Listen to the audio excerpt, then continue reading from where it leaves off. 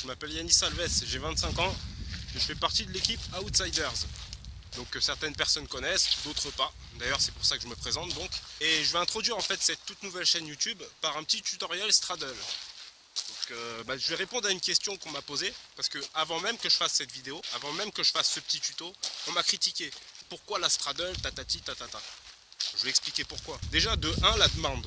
C'est-à-dire que moi je vous montre ma boîte de réception sur Facebook, le nombre de personnes qui me demandent conseil, parce que voilà, je fais partie en fait d'une des meilleures équipes. On est 2 en France à faire de la pure force, enfin maltaise, tout ce que vous connaissez, les planches, etc., Festo, etc.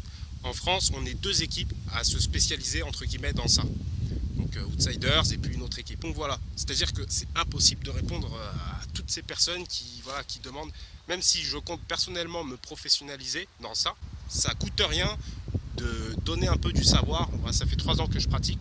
Moi, ça me coûte rien de faire une petite vidéo, même plusieurs même, qui suivront peut-être, pouvoir indiquer aux gens comment faire, parce que quand on voit en fait les tutos qu'il y a en français, les tutos français en ce moment, ça se résume en quoi? Il y a 4 étapes. Tuck, en fait c'est les étapes qu'on va voir après, mais c'est trop mal expliqué, c'est-à-dire que voilà, on balance ça comme ça, on montre soit des images, soit des illustrations vidéo, mais sans parler, sans rien dire. Alors que les gens, il faut leur parler pour que ça s'intègre bien. Donc moi c'est ce que je compte faire. L'autre raison aussi c'est la visibilité de mon équipe, c'est-à-dire que vraiment, il y a vraiment des gros potentiels dans mon équipe. Donc moi j'ai du savoir, j'ai un peu de niveau, j'ai du niveau aussi, normal. Mais j'ai du savoir et il y a des gens dans mon équipe qui ont vraiment un très très grand niveau en termes de force, en termes de planche, donc ce que prisent les gens, ce que veulent faire les gens. Et puis bon, on ne nous connaît pas, donc ce serait bien, de par ma chaîne YouTube peut-être, si l'équipe sera un peu plus connue. Voilà, c'est aussi un des objectifs. Donc là je vais aller m'installer un peu plus loin et puis après on va passer aux choses sérieuses. Avant de commencer les choses sérieuses, il y a 2 points vraiment que je préfère m'attarder dessus. Enfin voilà, je prends 2 minutes dessus. De 1, en fait, tout ce que je vais dire, en fait, ce n'est que mon avis. C'est mon propre avis, c'est ma propre expérience. Ce n'est pas en fait une science exacte. C'est-à-dire que ça ne va pas correspondre à tout le monde. D'autres vont être là, vont se retrouver dans ce que je dis et vont peut-être réussir grâce à moi. Et d'autres, ils ne vont pas se retrouver dans ce que je dis et ils ne vont pas réussir. Donc voilà, de toute façon, on peut pas combler tout le monde. Il y en a à qui ça plaira, il y en a à qui ça plaira pas. J'espère le plus possible que ça plaise. Donc voilà. Une autre chose aussi, je préfère prévenir, c'est le 2e point. En fait là, le tuto qui va suivre, ça va être que le côté théorique. Vraiment, je ne présenterai pas d'exercice pour réussir. Donc il y en a à qui ça va pas plaire, forcément. Mais moi je ne m'attarde que sur la théorie. C'est-à-dire voilà, vous allez voir ce que c'est que de la vraie théorie. C'est pas juste tuck, machin, c'est en partie ça. Mais il n'y a pas que ça. Et voilà, les gens ils expliquent pas bien. Donc moi c'est ce que je vais faire, c'est-à-dire bien expliquer avec des illustrations vidéo bien sûr, vous me verrez faire, mais beaucoup aussi de blabla évidemment, pour que vous puissiez comprendre et ensuite tout le renfort musculaire, vous avez tout, vous avez Google aujourd'hui, vous avez YouTube, enfin ça c'est à vous de vous en occuper, de cibler et d'isoler en fait les muscles que vous avez besoin de renforcer. Enfin voilà quoi, on ne peut pas non plus tout apporter aux gens, tout sur un plateau. Voilà, je vous apporte déjà beaucoup de théorie. Après pour la pratique et pour le côté renfort musculaire, ça c'est vous. Donc en fait ça va être tout simple. Il y a le sommaire, il y a 5 choses. Il y a la tuck simple, la tuck avancée, il y a la frog straddle, il y a la flatch straddle et il y a la straddle planche. Donc ces 5 points, c'est le sommaire. Donc on y reviendra ensuite. C'est juste pour que vous situez un peu dans la vidéo. Mais par contre, il y a 5 choses sur lesquelles on va s'attarder. Il y a 5 facteurs que vous devez absolument prendre en compte avant de s'attaquer au sommaire. Et je vais essayer d'être rapide. Premier des facteurs, donc il y a 5 facteurs. Le premier alors des facteurs, très important, savoir en fait ce que vous autorise, la souplesse que vous avez au niveau des poignets. Puisque en fait, on est tous différents, on a tous une souplesse différente. Donc il y a des gens qui sont très raides au niveau des poignets et des gens qui sont plus ou moins souples et qui ressentent aucune douleur. Donc il faut savoir en fait, avant de vous lancer sur barre, que ce soit sur barre ou sur sol de toute façon. Que ce soit sur barre ou sur sol, il faut savoir si vos poignets ils sont prêts. Donc bien les échauffer. Et puis si jamais vous êtes tout raide, faites des poignets, que vous n'avez aucune souplesse, trouvez des exercices qui va vous assouplir les poignets tout simplement. Le deuxième facteur qui est pour moi très important, c'est d'avoir les bras tendus sur ces planches. Il y en a plein qui arrivent à se trouver des excuses comme quoi, oui, moi, ma génétique ne m'autorise pas à tendre les bras. Écoutez, votre génétique, les planches viennent de la gymnastique. Jusque-là, on est d'accord. Si vous regardez sur YouTube, cherchez un gymnaste qui, sur ses planches, n'arrive pas à tendre ses bras. Tous les gymnastes y arrivent. pourquoi nous on n'y arriverait pas, sachant que les planches viennent de la gym, hein. Donc c'est un mouvement qui vient de chez eux. Donc si eux y arrivent, voilà, il n'y en a pas un seul, à ma connaissance, hein, ça se trouve il y en a un dans les commentaires qui va en mettre un. Franchement, si tu en trouves un qui a les bras pliés, enfin qui a le bras comme ça sur ses planches, mets-le en commentaire. Moi j'ai pas trouvé, hein, personnellement. Mais une planche bien exécutée se doit d'être exécutée bras tendus. C'est comme ça. Après, il y a ceux qui trouvent ça dangereux. Écoutez, si vous trouvez ça dangereux, vous ne faites pas de planche. Voilà, une planche bien exécutée, c'est bras tendu. Troisième point, vraiment très important aussi, prendre en considération en fait ce que votre corps peut supporter. C'est-à-dire que si vous n'arrivez même pas à faire une simple tuck, donc vous allez voir ce que c'est qu'une simple tuck, hein, voilà. Si vous n'arrivez pas à la simple tuck, c'est qu'en fait il vous manque vraiment beaucoup, musculairement il vous manque. Donc il faut revenir aux bases, hein, le workout classique, le 7 en rep notamment, c'est-à-dire que voilà, pompe, abdos, dips, traction, muscle up, etc., etc. Il faut que vous vous forgiez en fait musculairement avant de vous attaquer aux planches, parce que si vous faites des planches directement, vous allez vous faire des ruptures du biceps, vous allez mourir, donc ça sert à rien. Si tu n'arrives pas à faire une tuck planche, hop, tu stoppes les planches, tu oublies, et puis allez, tu tapes des pompes, voilà, il faut te renforcer musculairement, sinon ça sert à rien. Donc quatrième point très important, le abs absorb. Donc là vous allez me dire, mais qu'est-ce que c'est le abs absorb? Ben, c'est tout simple en fait. Le abs absorb, c'est ni plus ni moins que la maîtrise de ses abdos.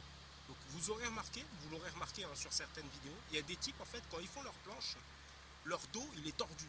Donc on appelle ça le banana back. Donc quand ton dos il est tordu, la planche elle n'est pas valide, hein. Une planche c'est horizontal, hein. Ou sinon, à l'inverse, il y a les types qui sont en portefeuille, c'est-à-dire que leurs jambes tombent. Donc au lieu d'être en banana back, c'est tout le contraire. Eux, leurs jambes, elles flanchent. Donc en fait, c'est tout simple. Pourquoi? Le type qui fait un portefeuille, il force pas assez sur ses abdos. Il n'a pas assez de force dans les abdos. Il en a dans le, comment dire, dans le dos. Il a de la force, mais il en a pas assez. Donc du coup, ses jambes flanchent.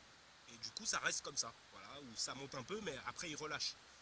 Le type qui est en banana back, il a beaucoup de force dans le dos et justement, il l'utilise trop. Et donc, du coup, il utilise trop la force de son bas du dos. Du coup, et ben, ses jambes montent et le gars, il est tordu. Mais ça, c'est pas valide. Donc, en fait, l'objectif du abs absorb, c'est ni plus ni moins que de maîtriser ses abdos et d'obtenir le 50-50 en fait entre le devant, donc la sangle abdominale, et le derrière, donc le dos, le tierce du dos, etc. Donc c'est ce qui va faire que votre planche va s'horizontaliser si jamais vous êtes en banana ou si jamais vous êtes en portefeuille. Et ben c'est tout simplement la maîtrise de vos abdos. Donc comment faire? Ben, pareil, hein, c'est ce que j'ai dit au début, c'est les exos, donc Dragon Flag, etc. Enfin, je vais pas m'étendre là-dessus. Il y a des millions d'exercices pour pouvoir se renforcer le dos, le bas du dos, hein. Voilà, je vais vous en citer quelques-uns. Les relevés de buste, voilà, pour le dos, ce que font les gymnastes, hein, au sol, ils se mettent par terre comme ça, ils font le poisson. Il y a les relevés de jambes, donc le raise, enfin voilà, vous relevez vos jambes comme ça. Enfin, il y a plein d'exercices pour se muscler les abdos et le dos. Donc, pour obtenir justement le bon abs absorb et obtenir le 50-50 pour pouvoir être horizontal par rapport au sol, voilà, il faut faire tous ces exercices-là jusqu'à que vous sentiez que, voilà, que vos abdos ils sont là et que quand vous faites votre planche, ça va participer en fait au fait d'être droit. Donc ça va pas, c'est pas 100% grâce à ça que vous allez être droit, hein, parce que il y a aussi le penchement vers l'avant, etc., etc. Mais en grande partie c'est ça, c'est le abs absorb, donc c'est-à-dire la maîtrise de ses abdos. L'objectif en fait quand vous êtes en planche, c'est de rester en fait droit. Et pour rester droit, il faut que votre sangle abdominale soit étirée. Or, c'est physique, hein. Quand on se met en planche, ce que veut la physique, c'est que vos jambes tombent. Et vous devez lutter contre ça, justement. Et garder la sangle abdominale droite. Cinquième point, le scapula. Donc le scapula, qu'est-ce que c'est? C'est ni plus ni moins qu'en fait, c'est les omoplates, hein. Donc pour ceux qui ne savent pas ce que c'est les omoplates, voilà, c'est, je ne sais pas si j'arrive à les sortir, mais c'est ça, hein. Ça se trouve ici, les omoplates. Donc si vous n'avez pas remarqué, il y a des gens qui font des planches, leurs omoplates elles sortent, mais ça sort, on dirait que ça va arracher la peau. Et puis en plus, ces personnes-là disent que c'est normal. Moi, je ne fais pas partie de ces personnes-là. Bon, déjà parce que voilà, j'ai les omoplates qui sortent, hein. Mais c'est pas non plus, c'est mes muscles en fait qui sortent. Donc il ne faut pas confondre les omoplates et les muscles, hein. Il y a des gens, il y a leur dos qui font un peu des vagues, mais en fait c'est les muscles, ils sont tellement musclés que du coup ça sort. Voilà, c'est pas les omoplates. Par contre, il y a des personnes, c'est leurs omoplates et c'est pas bon du tout. Si jamais vous faites partie en fait de ces personnes, il faut revoir soit votre façon de travailler, de faire vos planches, soit vous avez une lésion, donc allez voir le médecin parce que c'est pas normal. Vous pouvez pas faire vos planches comme ça, enfoncées dans votre dos avec les omoplates qui sortent. Voilà. Déjà d'un, c'est pas bon, ça valide pas votre planche. Enfin, voilà, c'est horrible. Il faut pas travailler comme ça. Voilà. Tout le monde vous le dira, hein. À part les gens persuadés que c'est génétique, ça peut être génétique. Par exemple, moi, regardez le coude, j'ai ce qu'on appelle un recurvatum du coude. C'est-à-dire que le coude, voilà, il va un peu plus loin que ce que normalement autorise la norme des articulations. Voilà, ça va un peu plus loin, voilà, comme les femmes, etc. Les femmes ont beaucoup ça sur leurs genoux, et moi je l'ai au coude. Mais je travaille contre ça, c'est-à-dire que je me bats, je renforce mes tendons, je fais en sorte en fait que ça aille pas plus loin, parce que ça peut aller plus loin. Si je travaille par exemple des maltaises et que je force, et ben mon recurvatum il va s'augmenter. Et du coup ça va être horrible. Vous connaissez, vous avez déjà vu des photos où il y a des types, ils font des planches et ça ressemble à rien. Donc voilà, pour les personnes qui ont le scapula ailé, voilà, faites attention, revoyez votre façon de faire, ou alors allez chez le médecin. Donc on passe enfin au sommaire. Ce sera certes pas très original, mais je vais essayer d'apporter un petit plus en expliquant et en commentant tout ce que je vais faire.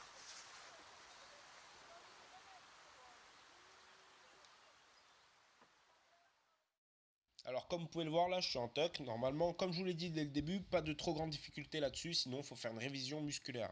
Vous pouvez remarquer le couloir que forment mes bras là. Et ben mes genoux, ils vont rester dans ce couloir. C'est comme ça que s'effectue une tuck. Évidemment, des bras tendus avec une légère inclinaison vers le devant. Très important aussi, le Hebs Absorb rentre en jeu, c'est-à-dire que pour que le bassin reste tel quel là et garder vos jambes un minimum sorties sans flancher, va falloir bien solliciter vos abdos ainsi que vos épaules qui vont vous supporter. Pour terminer, je vous prierai par contre d'arrêter de croire que 30 secondes de tuck c'est suffisant, ça sert strictement à rien car ça doit se passer au ressenti, c'est à vous seul de déterminer si vous tenez suffisamment chaque étape. Là ce que vous pouvez voir là en tuck avancé, c'est que le stress mis sur les épaules il va être multiplié. Donc c'est notamment à cause du fait que l'inclinaison elle augmente vu qu'on se penche un peu plus vers l'avant. Et donc du coup oui, moins vous vous pencherez en fait, plus vous aurez du mal à aligner le centre de gravité qui va former votre équilibre. Donc voilà. Donc le Hebs Absorb aussi est multiplié par 2. Hein. Si vous ne forcez pas assez sur les abdos, vous ne pourrez pas maintenir les genoux aussi loin. La Straddle Frog elle a la particularité en fait de vous habituer à l'antéversion faite sur vos planches. Avec le poids des jambes en moins. Pour rappel, en fait, l'antéversion, c'est un mouvement fait que vous faites avec le bassin. Voilà, c'est une rotation que vous faites afin de rendre vos planches plus linéaires. Donc quand vous faites ça, vous allez solliciter la sangle abdominale, le dos et certains muscles jambiers. Donc après, évidemment, l'Hebs Absorb, vous devez encore plus le maîtriser pour vous maintenir justement dans l'antéversion. En flat straddle, le but ça va pas être de maintenir et de stagner la figure.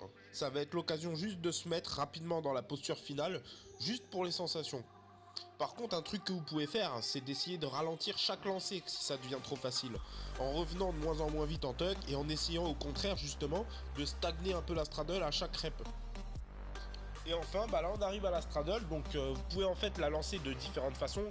Soit vous partez en ligne dès le début, soit vous partez d'une tuck et vous lancez la straddle, ou soit vous partez d'une tuck, vous lancez la straddle et vous laissez en fait vos jambes vers le bas. Comme ça ensuite vous aurez plus qu'à faire l'antéversion pour vous rendre en fait bien horizontal. Donc c'est un peu plus simple comme ça, moi je trouve. Donc là il faut une maîtrise parfaite du Hebs Absorb par contre, pour pouvoir maintenir en fait vos jambes à niveau sur une durée.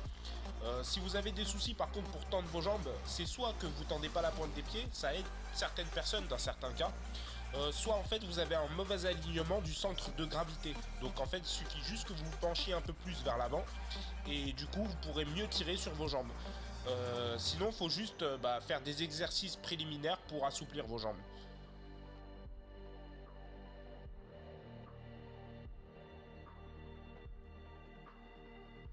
Voilà, donc fin du tuto théorique sur la straddle.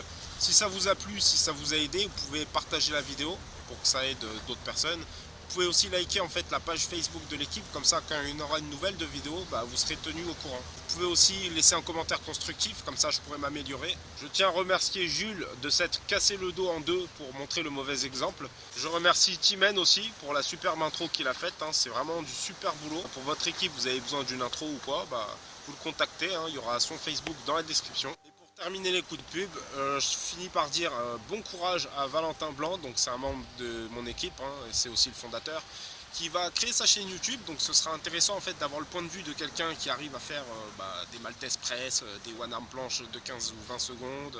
Voilà, ce sera quand même intéressant d'avoir son point de vue. Voilà, donc pareil, il fera des tutoriels, puis voilà, il expliquera comment faire des planches, je pense, puisque c'est un peu sa spécialité. Donc bon courage mec. En fait, pour l'avenir de la chaîne, même si au début on va pas être non plus 1 million, on va pas être très nombreux, voilà, en fait je compte faire une série qui va s'appeler En route vers. Donc dites-moi si ça vous intéresse. Donc le principe en fait de la série, c'est de montrer comment j'obtiens une figure. Donc en route vers la Maltese Full par exemple. Bon, ce sera pas ça au début, hein, mais ce sera, je sais pas, en route vers le one arm back, en route vers le front que je tiens pas très longtemps. Je sais exactement comment tu as fait tout ça. Et pourquoi pas le proposer justement au plus grand nombre, voilà, que vous voyez en fait comment ça se passe pour atteindre telle ou telle figure. Dites-moi si ça vous intéresse. Si ça vous intéresse, que je vois en commentaire qu'il y a des gens intéressés, et ben c'est parti, je lance cette série et puis voilà, je ferai 1 ou 2 épisodes par semaine, ou voilà, je verrai. Donc selon les retours, on verra. J'espère que le tuto vous aura plu, que merci aussi d'avoir regardé jusqu'au bout, parce que ça aura duré un peu de temps. Et puis voilà, donc je vous dis à la prochaine.